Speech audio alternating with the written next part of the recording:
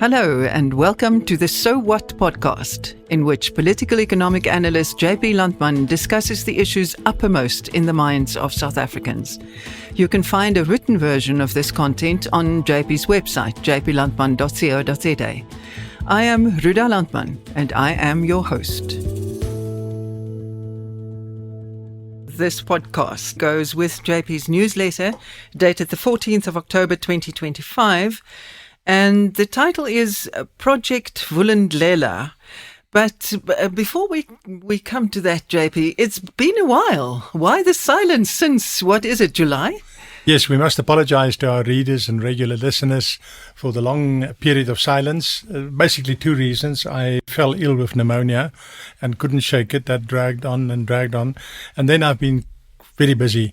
And between those two impediments, I couldn't do the kind of deep research that I like to do when I do compile the notes.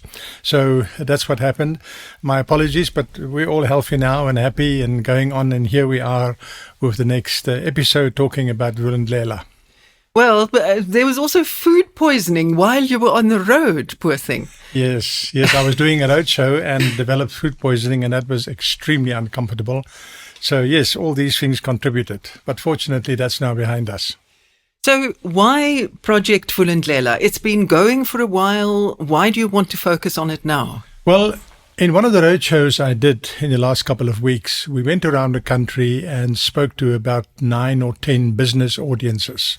And I underlined the fact that they were business audiences.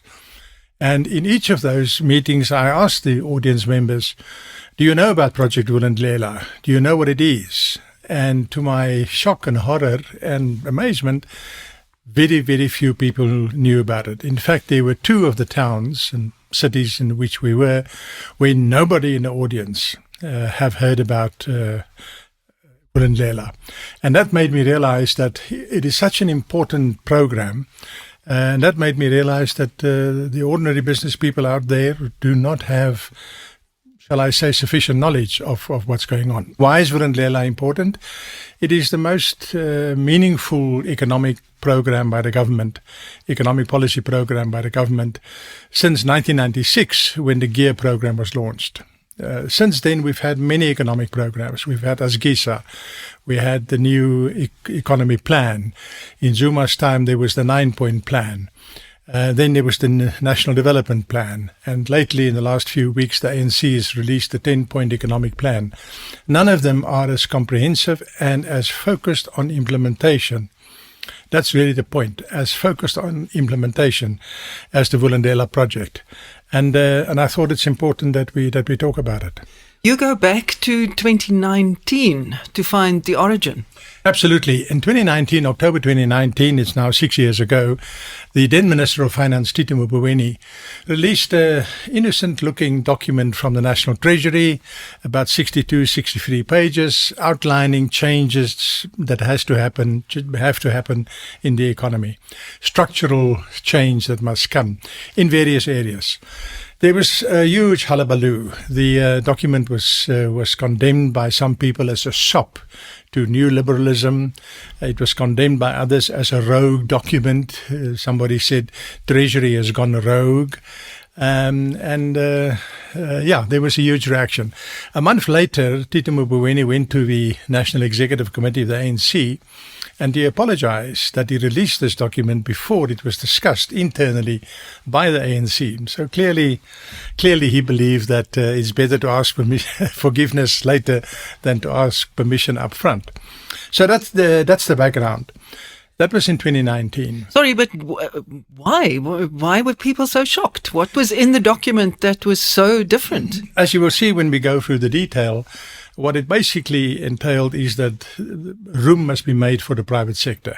That's the big organizing principle if you pull it through. Room must be made for the private sector to come into areas where traditionally there has been government monopolies, like energy, for example, like logistics, like water. And with that, the private sector must also bring in capital and management expertise. And that was quite an important Rubicon line for many people in the ANC. hard for the ANC to make that shift. For some of them, yes, absolutely. Clearly not for Mboweni, and also not for the government, because what happened in 2020, we got COVID, the country went into a lockdown, but then in October 2020, a year after this rogue document was released, government released an economic reform and recovery program to recover from COVID. And that program was basically premised on the document released by Tito Mboweni, on the road document. And from then on, that became official government policy, basically from October 2020. And it was in the presidential sonar of February 21, where Ramaphosa just slipped in a little sentence in the speech to say that this document is now official government policy.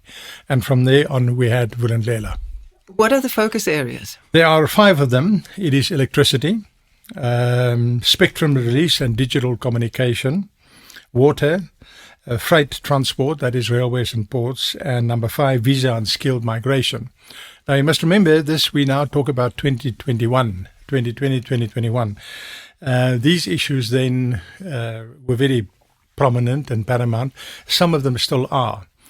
And the point about Project Vulindlela was it was a combined team of the Presidency and National Treasury that worked together to drive changes in these 5 areas through the government bureaucracy. The word Vulindlela means make way or open up.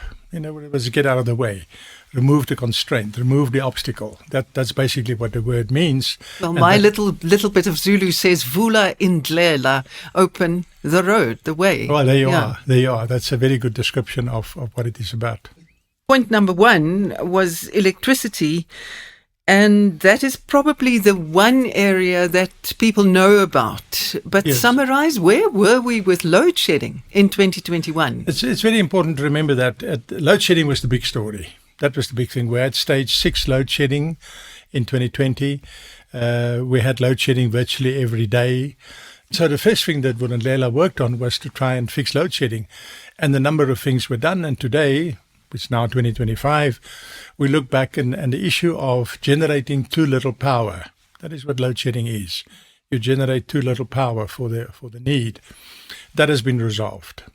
There may be individual areas in the country where municipalities have failed and there's load shedding or load reduction, as it's now called, in those areas. But the national problem of not producing enough electricity has been resolved.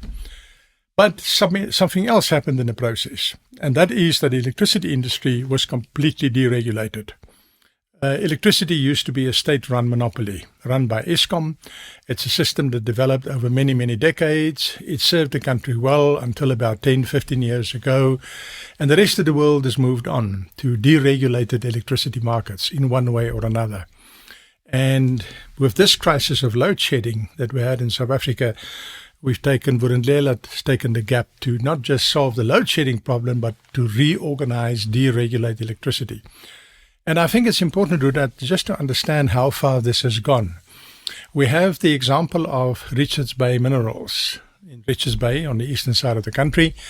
They are now it's a smelter. A smelter uses a lot of electricity constantly. They now buy 70% of their electricity from solar and wind producers in the Western Cape. And then the electrons are sent across the country to the eastern part, to Richards Bay, and they run a smelter on it. Not exclusively, as I've said, 70% of their power.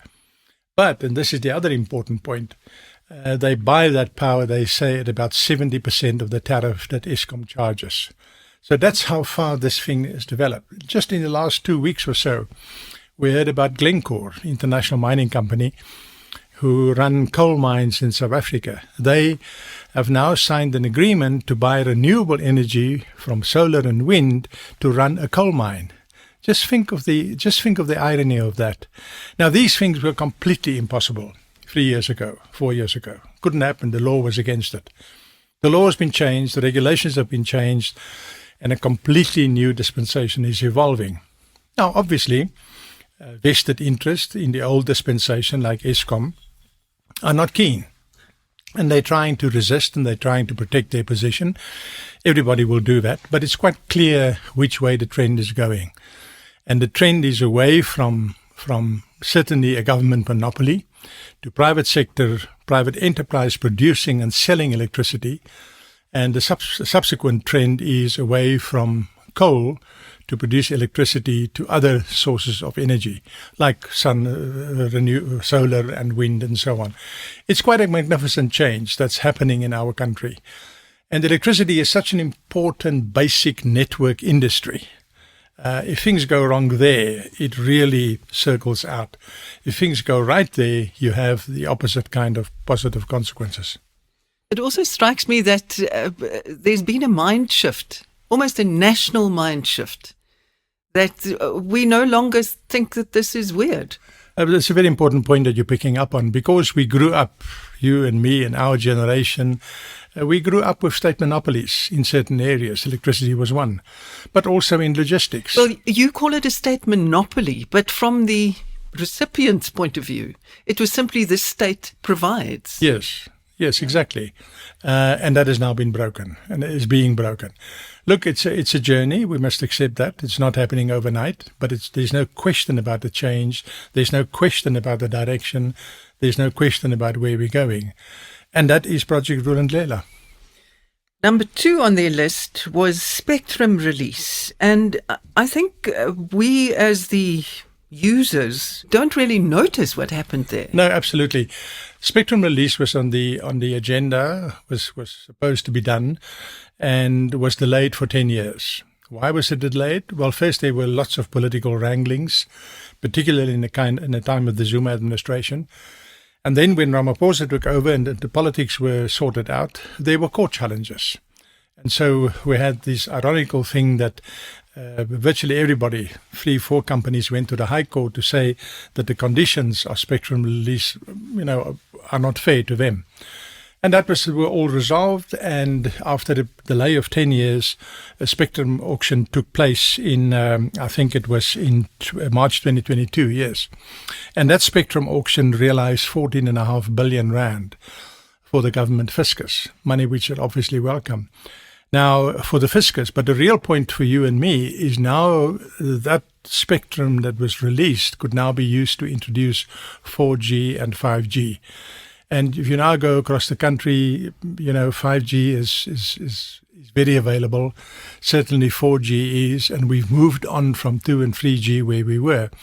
In fact, I think there's an effort going on by the telcos to close down 2G and 3G stations. The public has moved on. So all this is possible. 4G and 5G, which will be with us for forever, has been made possible because of digital spectrum release. And that was one of the first wins or victories that Vulindlela registered. And we've now forgotten about it. But spectrum release was certainly a big story. Number 3 on their list is water. Has anything shifted? Because once again, from the point of the consumer, it looks a bit dire.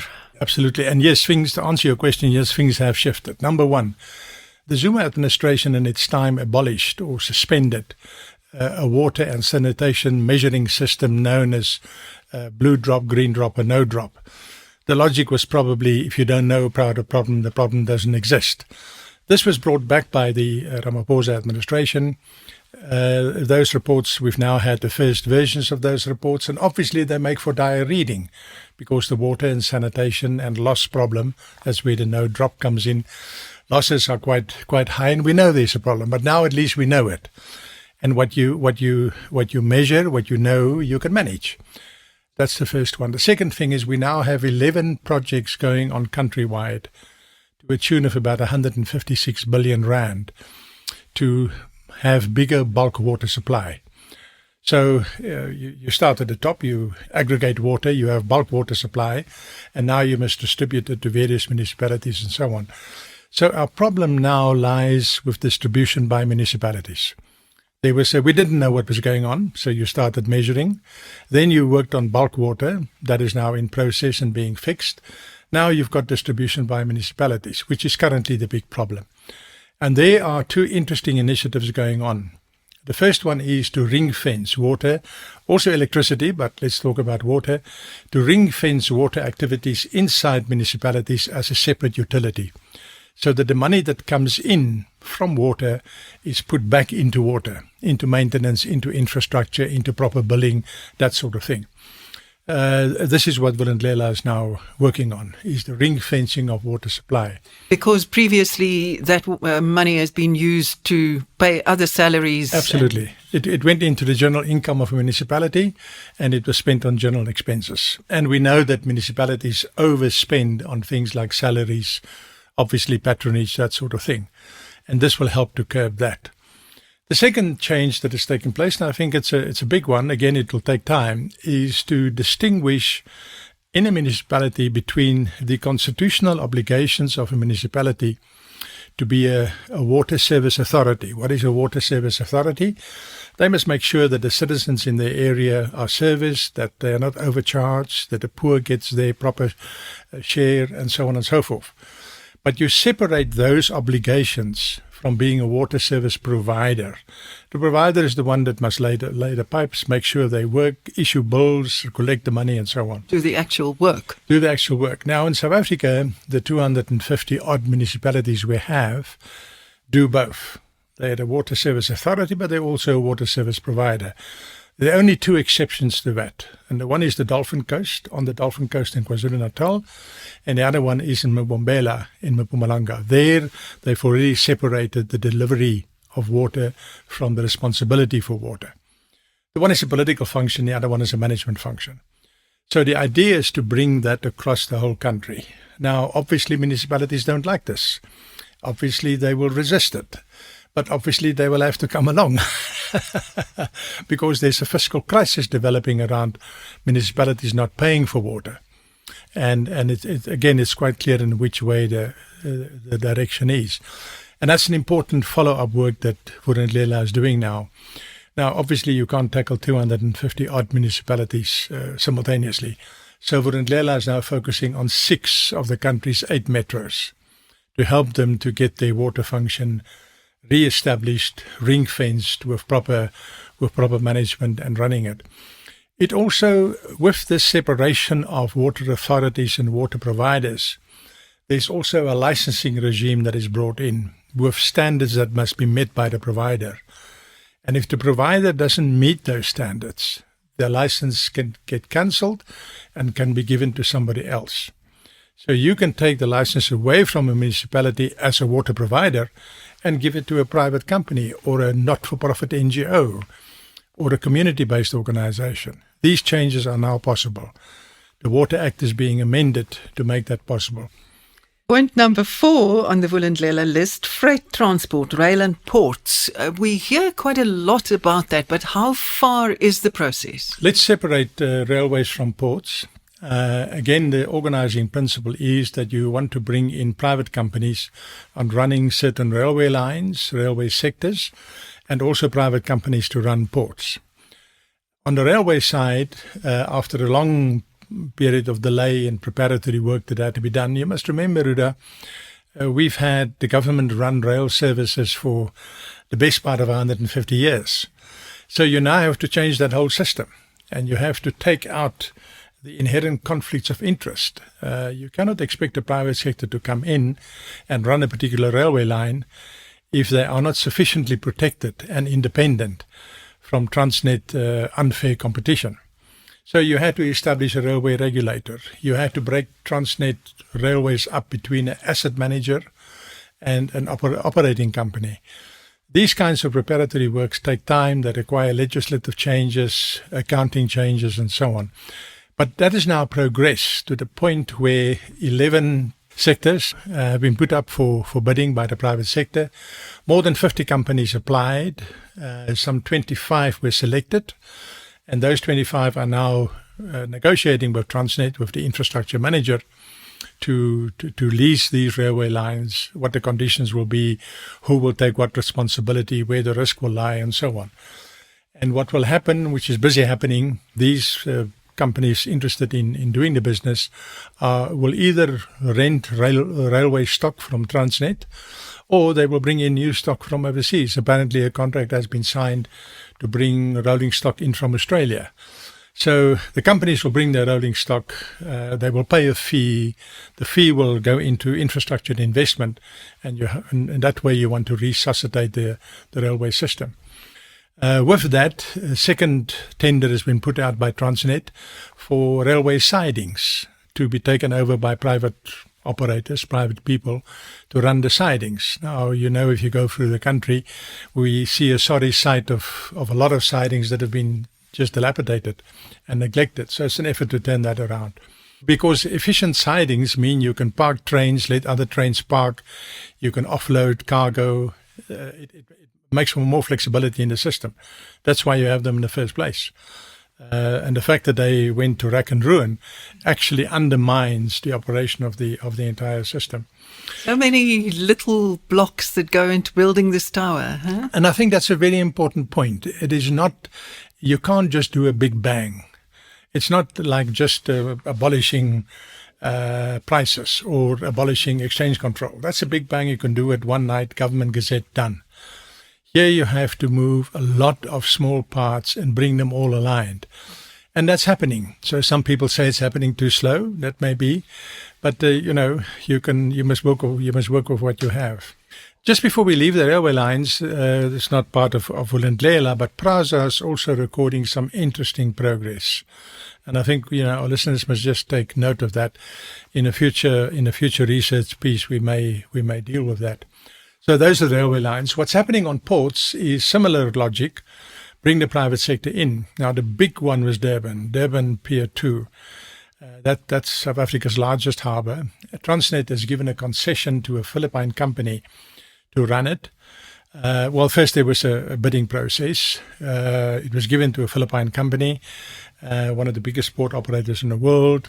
One of the companies that lost, I think Maersk, then took the case to the High Court. And that's caused a 2-year delay. Now, in the ideal world, you don't want such a delay. You want quick decisions, if possible, no court decisions. But that's how it is. And we're now through it. The High Court has ruled in favor of Transnet. The Philippine company can now take control of Durban Harbour and do the investment and train the people. So that has already progressed. But then similar outsourcing tenders have been released for Richards Bay, for the Kruger Harbour in the Eastern Cape, and now also for some activities in the Cape Town Harbour for LNG facilities. We will have to import gas in the near future to supplement our energy supply. The more you do renewables, the more you need gas to even out the intermittency of renewables. But for that you need gas. And so we will build LNG terminals, and bids for that has gone out. So you can see it's the same story. Open up. Where Transnet used to do everything, open up, let private companies come in, they must bid competitively, and they must bring capital. And I think this is important. Nothing is being privatized. There's the misconception that these things means privatization. What is privatization? It's a change in ownership. There's no change in ownership. Transnet remains the owner of the property. Think of it as a house that you own. You get a new tenant. The tenant comes in and fixes your house. He uses his money to fix your house. And then he still pays rent as well. I mean, how is that not a good deal for the homeowner? But it's also a good deal for the guy who wants accommodation and wants to, maybe a house is not the right example, maybe he rents out the rooms to students. Maybe he rents out the rooms to students, absolutely. So he can use it to make money. And that's what's happening here. And then the fifth one on the list, visas and skilled migration. Yeah, that we all know about the progress that has been made there. The new Minister of Home Affairs has really rattled the cage. I think a lot of that is work that was done by his predecessor, and he was happy, he was lucky enough to reap the rewards. I think one must say that. But the fact is it's happening. And it's changing the way we're dealing with visas. It's changing the way in which we can accommodate tourists. The work is not completed yet. It will carry on, but the big aim is to make it easier for skilled people to come here, make it easier for remote workers to come and work here and service their clients in the US or Europe or wherever.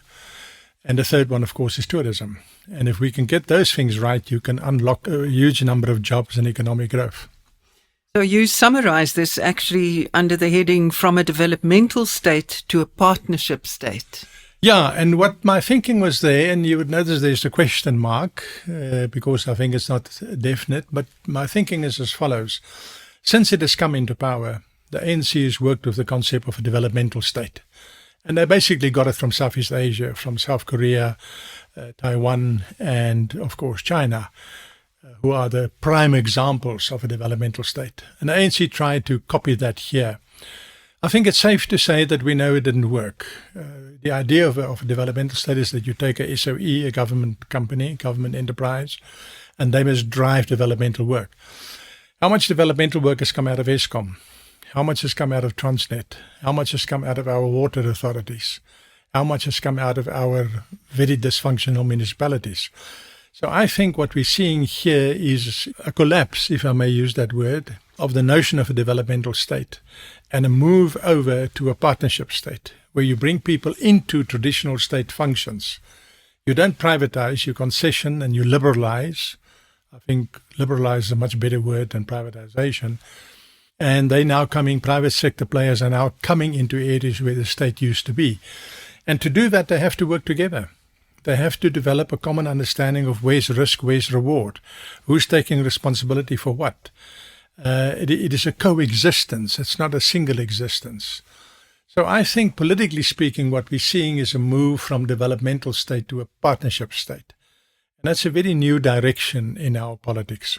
We have a completely new dispensation since last year's election. Did that upset the apple cart? No, not at all. It reinforced the apple cart. The program that we've discussed in this podcast so far was started by the previous administration, the sixth administration. They launched Vulindlela. They launched the 5 areas. And that was basically the ANC. They had a basically majority. the ANC. They were governing. Correct. And so they must get the credit for it, and where people want to blame, the blame. The Government of National Unity, first of all, endorsed that. The DA in particular was quite keen on Vulindlela. And the Government of National Unity has now launched Vulindlela 2. What is Vulindlela 2? It is a continuation of the work that is not finished yet from Vulindlela 1, like water, for example, and electricity, the development of electricity market and so on. But the Government of National Unity has added 3 items to Vulindlela 2. The first one is municipalities, local government. How you fix that, I don't know. That's going to be a very hard nut to crack. But it's there, it's the priority, and they've started working on that. The second one is what is called spatial inequality. The fact that we still have the legacy of group areas, and we have a lot of particularly working class people living very far away from the places of work, which is the opposite of what you find in a normal city, if I can put it that way. So there are concrete things that can be done there. And the most important is suburban transport. In other words, railway lines and bus lines. And in these things are part of the Vulindlela program under the item of spatial inequality. Also release land where it's possible for access by poor people. And then the third one added by the Government of National Unity is a transformation to a digital governance. And the idea is that every citizen must have a digital ID, and all interactions with the government is via that digital portal. There are countries using that, and the roadmap must now be developed for South Africa to do that. That's detailed. The point is those 3 areas, local government, digital and spatial inequality, have been added by the Government of National Unity to Vulindlela. Vulindlela is now housed in the presidency, and a team in a project team in the presidency is driving the implementation.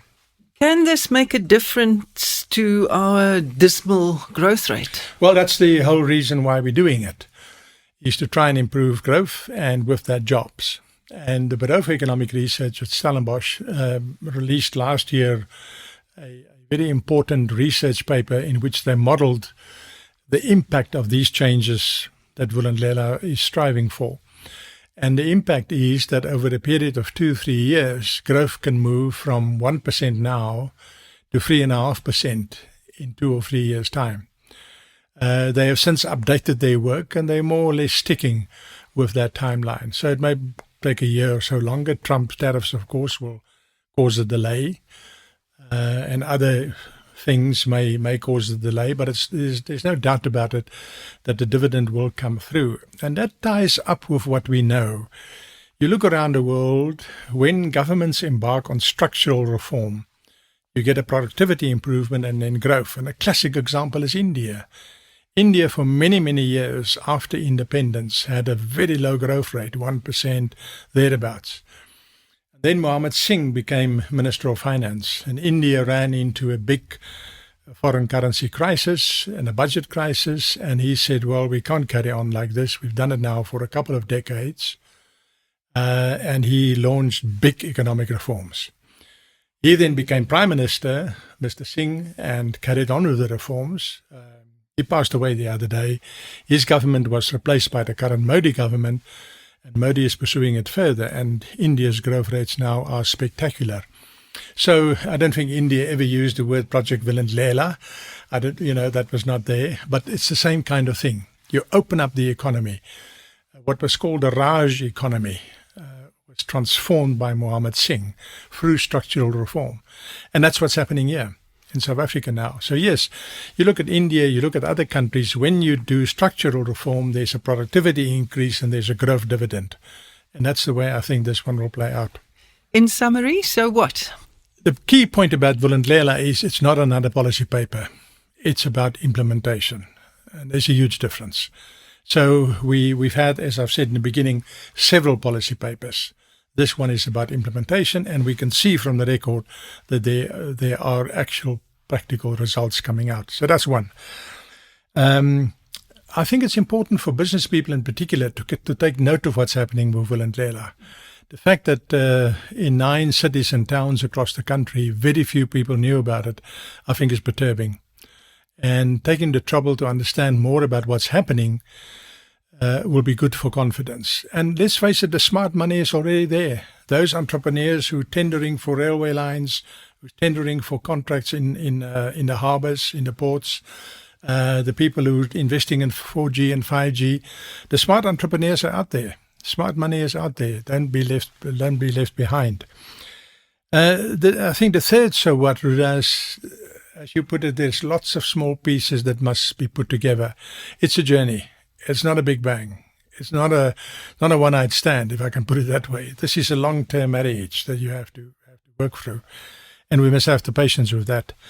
Then there's the point that I think we are moving from a developmental state to a partnership state. I really think that's in progress. Now, of course, the politicos will argue about this and so on. ANC stalwarts will say, no, the state must remain in control. And on the other side, right-wingers will say everything must be privatized. Leave that aside. For the big majority of people in the middle, I think this shift from developmental to partnership is a shift that fits in with the mood in the country. It fits in with the GNU. And I think that's the way the country is moving, from developmental to partnership. Thank you very much. Most interesting. Thank you. Thank you for listening to the So What podcast. If you enjoy this content, please don't forget to leave a review and a rating, and please consider subscribing so you don't miss any future episodes. Also, tell your friends. Remember, you can find a written version of all JP's content at jplandman.co.za.